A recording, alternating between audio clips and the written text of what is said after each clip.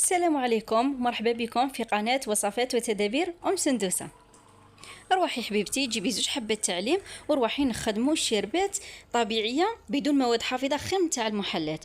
تروحي تخدميها لروحك احسن ملي تروحي تشريها، وتكون مفيده للاطفال، وحتى مرة تكون هكا حامل ولا من الاحسن تخدمها لروحها في الدار.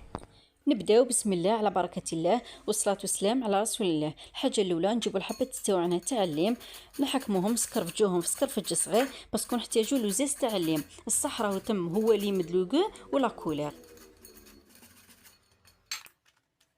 هذا لوزاز كنت ديجا مكونجلاته.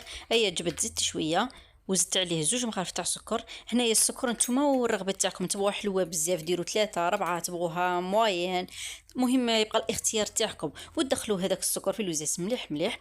من بعدها جبت الليم تاعي قسمته على زوج.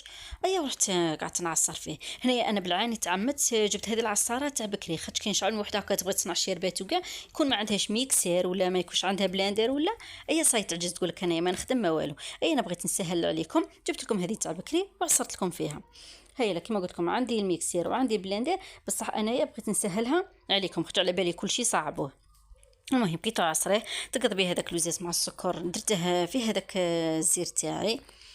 جبت هذاك الليم اللي عصرته وزدت عليه قطيايو تاع بنان. تبغي ديري تاع الليم من الاحسن ديري تاع الليم باش القوم يتبدلش عليك بزاف، ولا تاع فاني. المهم انا درت تاع البنان وزدت لتر ونص تاع الماء. هذاك الزير تاعي داك الصغير الازرق يرفد نص لتر. ايا درت انا 3 وقضبت ميكسيتهم. وهنايا في الميكسير قادره ما تميكسيش، قادره ديري فيه قرعه تبلعيها وتخلطي مليح باش يذوب لك هذاك السكر. هذا ما كان كما شفتوا صفيتها وراني نفرغ فيها في الكيسين. ايوا شوفوا كيفاه يجي. مهم يجي واحد القوم مع ديما نقول لكم ما شاء الله. هنايا بغيت نعطيكم فكره كيفاش تحتفظوا به في المجمد.